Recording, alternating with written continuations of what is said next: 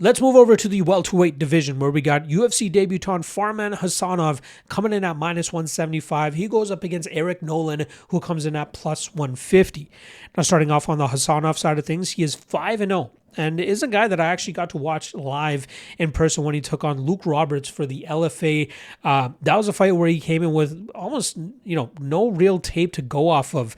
Obviously, he has some of his amateur fights on YouTube and stuff, and you can see how he's lost his lone defeat as well. But, a fast, explosive fighter, big knockout power as well, but he's just a little bit too rudimentary in terms of how he tries to get his work done. Like, obviously, he can go out there and wrestle if he needs to. He tried doing it against Mark R.E. Lewis. Didn't really work out for him until he eventually found that finish in the second round. And then the Fazilov fight, we saw him open up a cut against Fazilov after Fazilov had some big success of his own in the first couple minutes of that fight. The Luke Roberts fight, that was one where he was facing a BJJ black belt and he utilized his grappling defensively and then ended up beating Roberts up on the feet, which, Roberts not much of a striker whatsoever if you know him. So Hasanov has been able to get off on his athleticism earlier on in his career, which is going to get tested big time as he gets into the UFC here. So again, he has joined up with the American Top Team over his last couple of training camps, so you should see a little bit more of a well-rounded version of him as he continues to work through his career. But from what I've been seeing as of late, he gets to his wrestling. If he doesn't get to his wrestling, he throws one-hitter quarter shots and hopes to knock his opponents out that way. I'd like to see him put more combinations together to try to exaggerate his striking skills, but maybe he's just more so intent on trying to get fights to the ground, which, with the gas tank that I've seen on the guy, I'm not all that impressed and believe that he can go into deep water and utilize that style effectively. But he's going to have to take that first loss to kind of learn that lesson. Now, this weekend, he's going up against Eric Nolan, who, if you guys remember, took a short-notice UFC debut against Beisinger Sursurkayev last year, and he made a pretty good account of himself, especially in the first round of that matchup, where he was able to hurt Sursurkayev and nearly put him away at the ending of that first round. Unfortunately, he ended up getting caught in a submission in the second round and was forced to tap. But this 28-year-old fighter has a very, decent all-around game. When I first researched him on the regional scene, he fought for CFFC. He seemed to be more of a grappler more than anything. He ended up getting, I believe, knocked out in the first fight that I researched of his.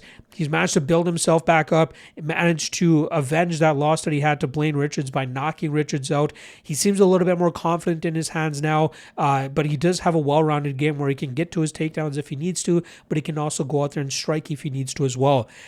He was one of those guys that a lot of people are like, I don't know if he deserves to be in the UFC, but I thought he made a pretty good account of himself against Sursurkayev to be like, hey, maybe I do deserve to be in this promotion, given what I was able to do against a guy that was as highly touted as Sursurkayev. But Nolan, like I said, well-rounded, good wrestling, good striking, great cardio as well, and he's beaten some decent competition on the regional scene. Nothing super special, but the best that CFFC had to offer at the time.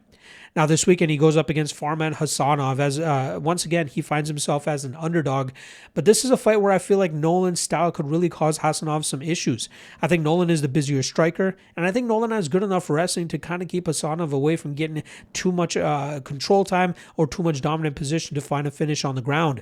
And then once this starts to get a little bit harder for Hasanov to start dealing with somebody that's going to be able to force him to strike and put on a bit of a pace that Hasanov may not be able to keep up with, and as long as Nolan's durability holds up and he can kind of eat one or two shots from Hasanov, he might be able to outwork him and actually land more damage and win this fight on the scorecard. So I've never been huge on Nolan, but Hasanov is still very green, very raw.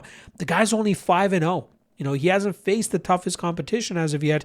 And from what I've been seeing from his tape, he's very rudimentary and very basic with his style thus far, and a style that Nolan can easily game plan for and has the skills to actually go out there and execute a good enough game plan to find himself with his hand raised. So I'm going to go with Nolan to pull off the upset. I know it's tough to bet a guy like Nolan against a guy who has a last name ending with Ov, but Farman still has a lot to prove to me, and I don't think he deserves to be at this number right now. Thus, I'm going to go Eric Nolan and Eric Nolan by decision.